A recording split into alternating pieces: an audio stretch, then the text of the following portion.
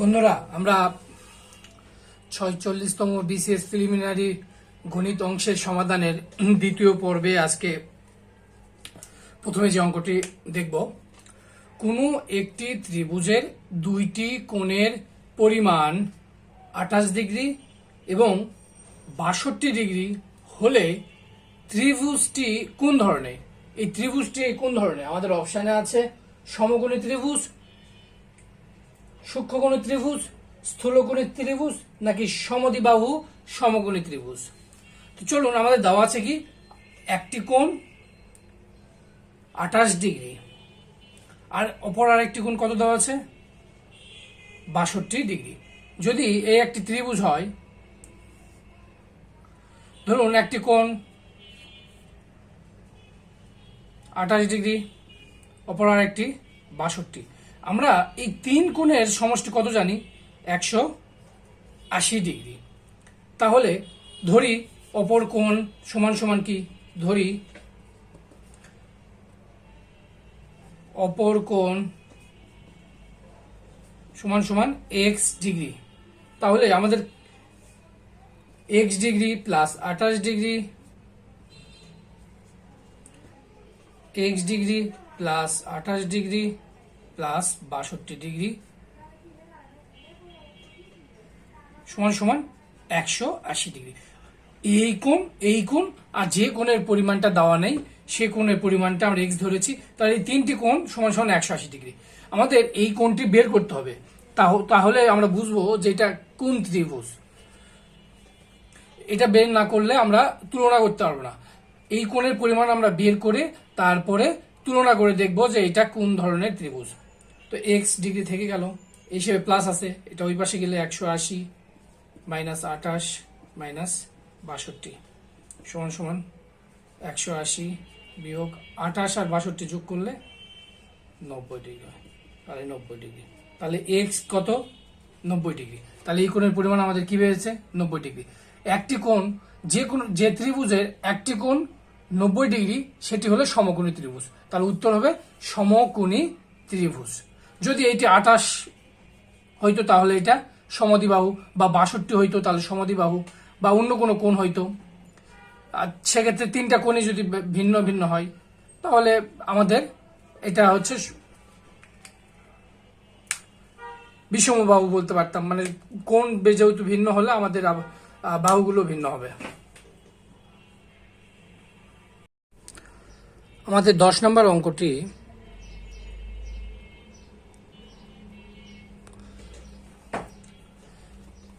এক হতে বড় 1000 এর মধ্যে কতগুলো সংখ্যা আছে যারা 16 দ্বারা বিভাজ্য নয়, 16 দ্বারা বিভাজ্য নয় কিন্তু 30 দ্বারা বিভাজ্য।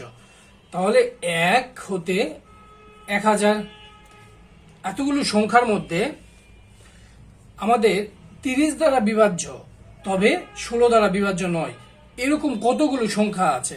তো আমাদের প্রথমে বের করতে হবে, যেহেতু 30 দ্বারা বিভাজ্য চেয়েছে কতগুলো আছে সেগুলো আগে দেখব। তো 1000-এর মধ্যে কতগুলো 30 দ্বারা বিভাজ্য সংখ্যা আছে তা বের করতে এই 30 দ্বারা 1000-কে ভাগ করলে ভাগফল যেটা পাবো সেটি আমাদের এই সংখ্যা নির্দেশ করবে। 30 দ্বারা 1000-কে ভাগ করি আমরা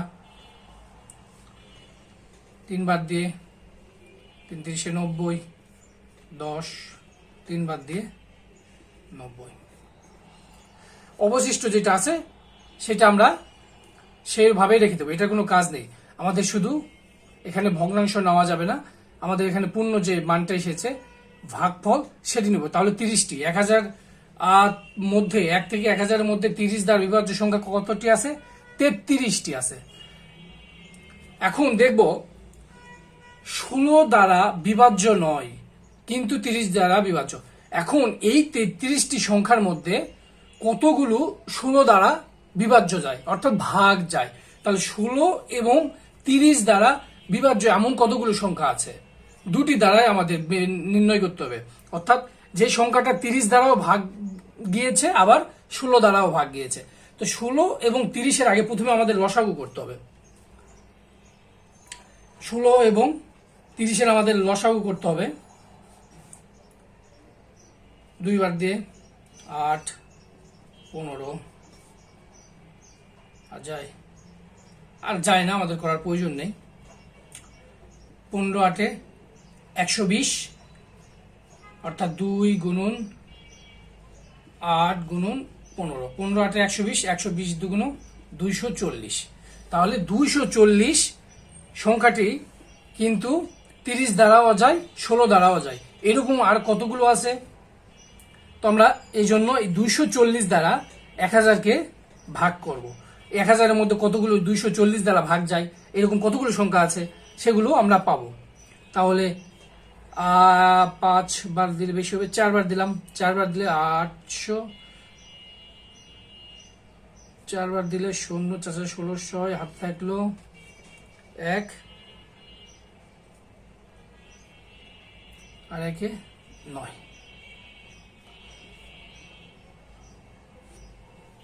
তাহলে কয়টি বের হলো এখানে? 4টি। ভাগশেষ কি বের হলো সেটি আমরা দেখবো না, আমাদের ভাগফলটাই আসল।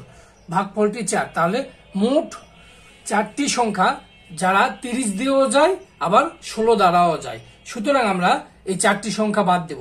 তাহলে উত্তর আমাদের হবে 33 বিয়োগ 4 সমান সমান 29টি। উত্তর হবে 29টি। তবে এই পরীক্ষাটি যে অপশনগুলো ছিল প্রশ্নটিতে 33, 35, 37 এবং 41, অর্থাৎ 29 ছিল না। এই জন্য এই অঙ্কটি ভুল ছিল পরীক্ষায়। অনেক সময় আপনাকে জাজ করার জন্য এরকম ভুল অপশন দিয়ে থাকে, যে আপনি আসলে নিজের জ্ঞানে দিয়েছেন, অঙ্ক করে দিয়েছেন না আন্দাজ করে দিয়েছেন, এটা যাচাই করার জন্য।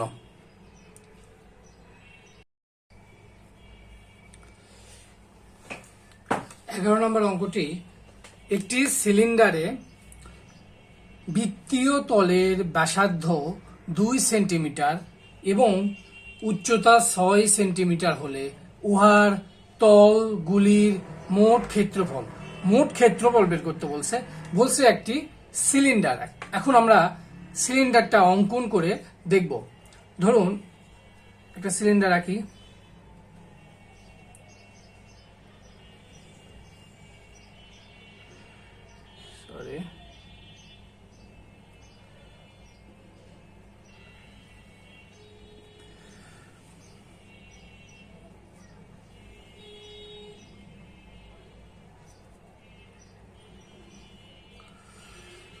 এইটা একটি সিলিন্ডার।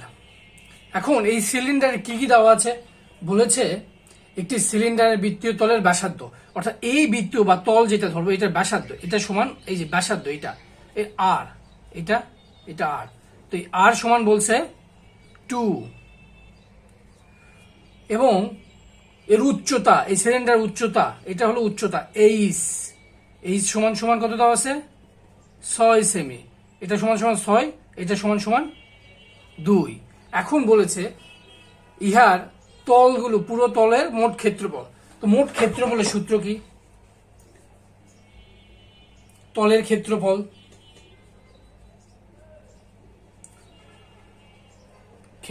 সমান আমরা জানি 2 পাই আর ইন্টু 5 প্লাস এইচ। এইটি হলো তলের মোট ক্ষেত্রফল। মোট ক্ষেত্রফল যখন নির্ণয় করতে হয় এই সূত্রে করতে হয়। এখন দেখুন আমরা পায়ের মান জানি, আর এর মান এখানে দেওয়া আছে এবং এইচ এর মানও দেওয়া আছে। সুতরাং এখানে মানগুলো বসায় আমরা ক্যালকুলেশন করলে উত্তর পেয়ে যাব। 2 পায়ের মান কি জানি আমরা, আপনি চাইলে 3.1416 ওটাও বসাতে পারেন, অথবা আপনি 22/7, এটা কিন্তু স্কোয়ার না, এটা টিক চিহ্ন দিয়েছি। আর এর মান ইন্টু 2, আর এর মান 2 যোগ এইচ এর মান 6। তাহলে 2 গুণন 2 গুণন 22 নিচে 7 গুণন 2 আর 6 8। তাহলে এগুলো গুণ করি আমরা। আপনি গুণ করে যদি অপশানে পাই আকারেই দেওয়া থাকে তাহলে আপনি পায়ের মান বসানোর দরকার নেই, পাইকে পাই রেখে দিবেন। আর যদি আপনার ক্যালকুলেটর থাকে বা আপনি করতে চান, সমাধান করতে চান, একটা নির্দিষ্ট মান বের করতে চান, সেক্ষেত্রে মান বসায় দিবেন। এখন দেখুন আমরা 2 4 আর 8, 4 2 2 4 আর 8 4 8 32 22 7, তাহলে 32, যেহেতু আমাদের ক্যালকুলেটর নেই আর অঙ্কে পাই অনুসারেই দেওয়া আছে, সুতরাং 32 পাই। এটা সমান যেহেতু পাই লেখা যায়, এজন্য পাইকে রেখে দিয়েছে, পাইকে কনভার্ট করেনি। অপশন ছিল 16 পাই বর্গ সেন্টিমিটার, এত বর্গ সেন্টিমিটার বর্গ সেমি, তাহলে এত বর্গ সেমি। 16 সেন্টিমিটার ছিল, 32 সেন্টিমিটার ছিল, 36 এবং 48 সেন্টিমিটার ছিল। আমরা উত্তর পেয়ে গেছি 32 পাই বর্গ সেমি। আপনাকে এই সূত্রটি মুখস্থ রাখতে হবে। এটি ছিল তলের ক্ষেত্রফলের মোট ক্ষেত্রফলের সূত্র।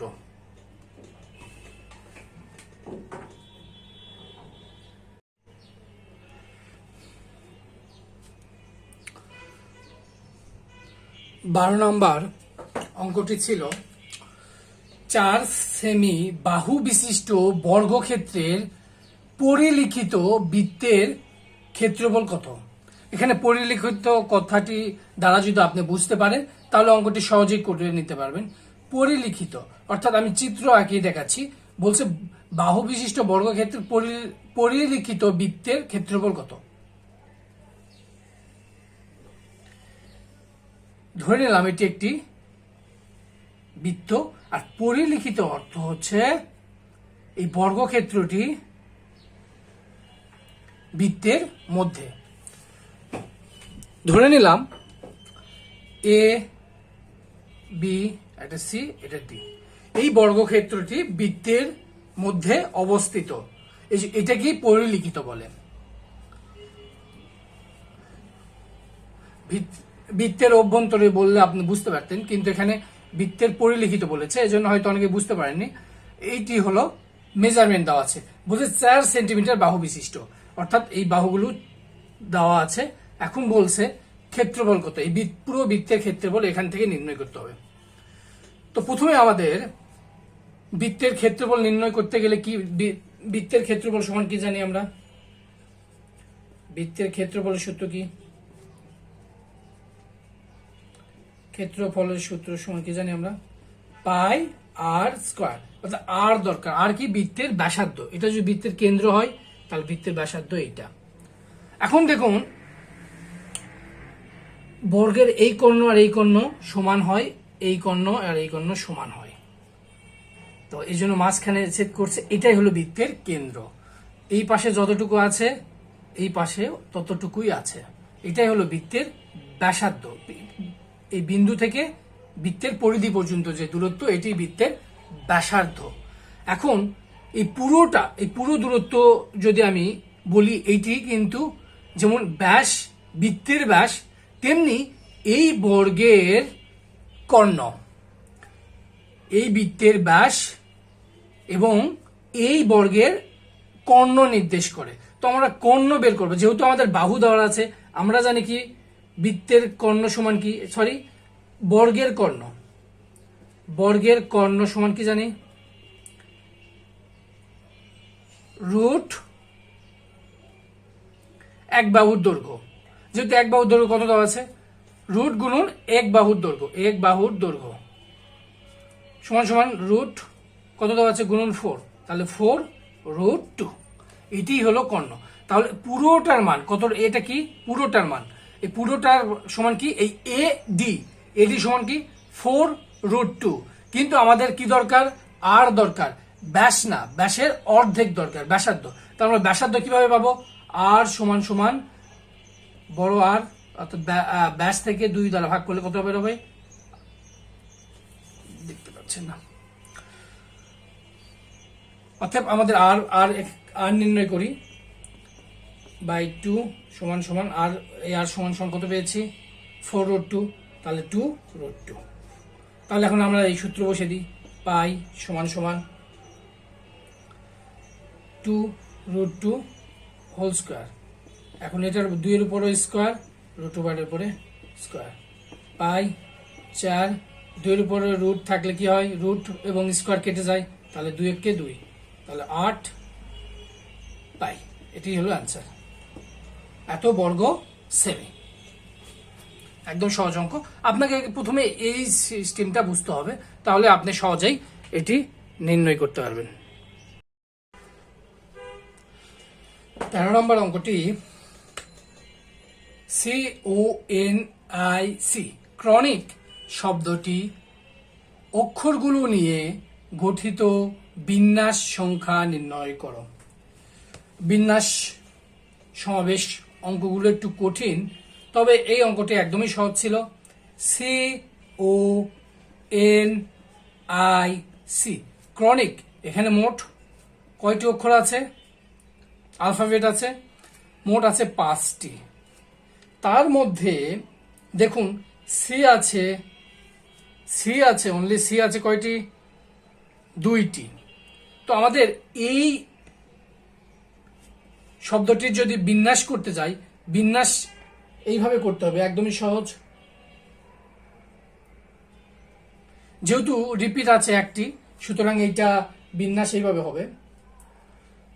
বিন্যাস কনিক শব্দটির 5টি যে অক্ষর আছে তার বিন্যাস সমান সমান, যেহেতু 5টি আছে এই জন্য এদের আগে ফ্যাক্টোরিয়াল নির্ণয় করতে হবে, এবং এই 5টির মধ্যে সি আছে 2 বার, সুতরাং এই 2 ফ্যাক্টোরিয়াল দ্বারা ভাগ করতে হবে।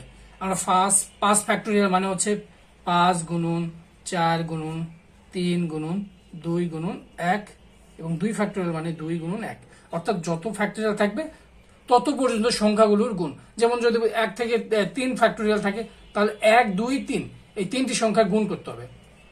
সেহেতু আমাদের 5 ফ্যাক্টোরিয়াল ছিল, 5 4 3 2 1 এই সংখ্যাগুলোর গুণ করেছি, তাহলে 2 আর 2 বাদ যায়, তাহলে কি থাকে, আর 3 4 12, 12 আর 5, তাহলে থাকে 5 গুণন 4 গুণন 3, 1 লেখার প্রয়োজন নাই, তাহলে এগুলো গুণ করে 60, উত্তর 60।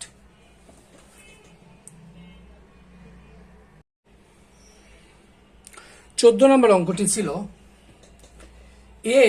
এমন একটি সেট, এমন কিছু সংখ্যার সেট যেগুলো এই এক্স মনে ধরলাম, এমন কতগুলো সংখ্যা যেগুলো 5 এবং 7 দ্বারা বিভাজ্য। তাহলে এক্স সেটের উপাদানগুলো কি কি হবে, সেগুলো 5 এবং 7 দ্বারা বিভাজ্য হবে, এবং তা লেস দেন 150, অর্থাৎ 150 থেকে সেগুলো ছোট হবে, এমন কোন কতগুলো আছে সেই সংখ্যাগুলো নিয়েই এই এ সেট গঠিত। তাহলে আমরা প্রথমে 5 এবং 7 দ্বারা বিভাজ্য সংখ্যাগুলো বের করি। তো আমরা 5 এবং 7 দ্বারা বিভাজ্য সংখ্যার জন্য আমাদের 5 এবং 7-এর লসাগু বের করতে হবে। লসাগু তো লসাগু 5 এবং 7-এর কত, 35, কারণ দুটি মৌলিক সংখ্যা গুণ করলে এদের লসাগু বের হয়ে যায়। 35 এরকম আর কত কি কি সংখ্যা আছে, 35 আছে, 70 আছে, 105, মানে 35 করে বাড়বে। দেখেন 35 আর 35-এ 70, 70 আর 35-এ 105, 105 আর 35-এ 140, 140 আর 35-এ 175। কিন্তু আমি আর যেতে পারবো না, কারণ আমাদের বলেছে এক্স এর যে উপাদানগুলো থাকবে সেগুলো 150 থেকে ছোট হবে, 150 বড় হওয়া যাবে না। যেহেতু 175 বড়, সুতরাং আমরা আর যাবো না, আমরা এই 4টি উপাদান 1 2 3 4 আপনি চাইলে 35 দ্বারা এইভাবে বের করতে পারেন। আমরা যেমন 11 নম্বর অঙ্কটিতে করেছিলাম, 10 নম্বর অঙ্কতে আমরা করেছিলাম এরকম একটা অঙ্ক, 150। তাহলে কয়টি উপাদান আছে আমরা বের করবে যে 35 দ্বারা আমরা এটাকে ভাগ করব, তাহলে 35 4 35-এ 140, 10। নিচের যেটা আছে এটা আমরা দেখবো না, এখানে দেখবো 4টি। তাহলে 4টি উপাদান আমাদের বের করতে হবে PA, অর্থাৎ এই সেটের কতগুলো উপসেট আছে সেগুলো। তাহলে PA আমরা জানি এই সূত্র কি, 2n, n মানে হচ্ছে এর উপাদান 1 2 3 4, এই 4টি, তাহলে 2 4, 2 এর উপর 4 মানে 2 গুণন 2 গুণন 2 গুণন 2, গুণ করলে 2 দুগুণে 4, 4 দুগুণে 8, 8 দুগুণে 16, উত্তর এটি 16।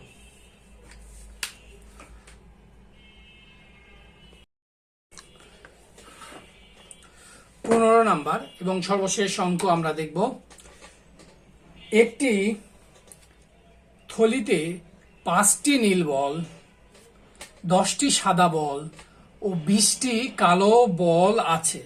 দৈব চয়নের মাধ্যমে, অর্থাৎ আপনি না দেখেই মানে র্যান্ডমলি যেটা বলে, দৈব চয়নের মাধ্যমে একটি বল তুললে সেটি সাদা না হওয়ার সম্ভাবনা কত? একটি বল তুলতে হবে এবং সেটি সাদা না হওয়ার সম্ভাবনা। তাহলে বলগুলো কি হবে আপনাকে বলেছে। তার আগে আমরা দেখি মোট বল এখানে কতটি আছে। নীল বল 5টি, সাদা 10টি, কালো আছে 20টি। তাহলে আমাদের মোট বল কত? মোট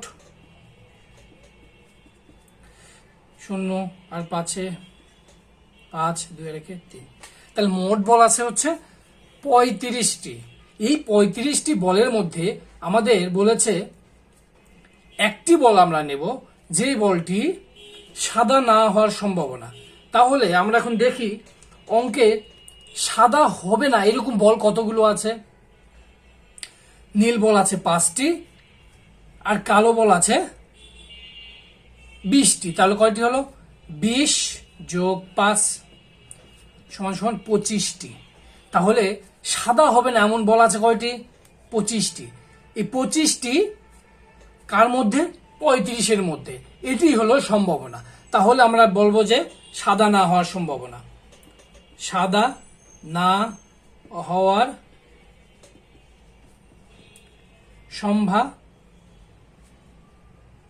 ময়ে ভয়াকার ব দন্ত নয়কার না, সম্ভাবনা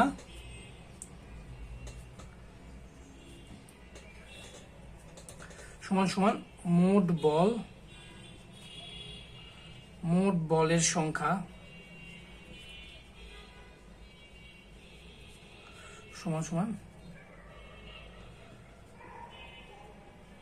সাদা ছাড়া অন্যান্য বলের যোগফল বা অন্যান্য বল, সাদা ছাড়া অন্যান্য বল মোট। তাহলে সাদা ছাড়া অন্য বল কতগুলো আছে? 25টি, যোগ মোট বল কতগুলো আছে? 35টি। 5 দিয়ে করলে কাটাকাটি করি, 5 দিয়ে করলে 7, তাহলে 5/7। এটি হলো এই সম্ভাবনা, এটি হলো সাদা না হওয়ার সম্ভাবনা। যদি এরকম বলতো সাদা হওয়ার সম্ভাবনা কত, তাহলে আমরা এইভাবে নির্ণয় করতাম। সাদা হওয়ার সম্ভাবনা, সাদা বল কয়টি আছে? উপরে 10টি, কতগুলোর মধ্যে থেকে? 35-এর মধ্যে থেকে। তাহলে সম্ভাবনা কত? 5 দিয়ে কাটলে 2, 5 দিয়ে করলে 7, তাহলে 2/7। এখন দেখুন এইটি থেকেই আমরা কিন্তু আবার ভিন্নভাবে, যেমন সাদা না হওয়ার সম্ভাবনা, আমরা সম্ভাবনা হওয়া এবং না হওয়ার সমান সমান কত জানি? যদি জেনে না থাকেন তাহলে জেনে রাখুন 1। অর্থাৎ কোনো কিছু সম্ভাবনা হবে, ধরেন সম্ভাবনা পি এবং প্লাস হবে না বার সমান সমান 1। তাহলে আমরা দেখুন আমাদের সাদা না হওয়ার সম্ভাবনা বের করতে বলছে। তাহলে এটা বের করবো আমরা, P bar equal to 1 minus P, 1 minus P. তাহলে 1 মাইনাস পি সমান সমান কি লেখা যায়? 1/2/7। এটা লসাগু করলে হয় 7/5/7। দেখেন উত্তর কিন্তু আমরা এইভাবেও পেয়েছি। অন্যভাবেও আপনি করলে, যেভাবেই করেন আপনার উত্তরটা মিলা নিয়ে কথা। এখানে যেভাবে আপনি মিলাতে পারবেন সেভাবেই হয়ে যাবে। সম্ভাবনার অঙ্কটা একদমই সহজ ছিল, যদিও সম্ভাবনা অধ্যায়টা বেশ কঠিন। তো আমাদের এটি ছিল দ্বিতীয় পর্ব। যদি আপনার ভিডিওটি ভালো লাগে বা আপনার উপকারে আসে তাহলে আমার চ্যানেলটি সাবস্ক্রাইব করবেন। ধন্যবাদ সবাইকে।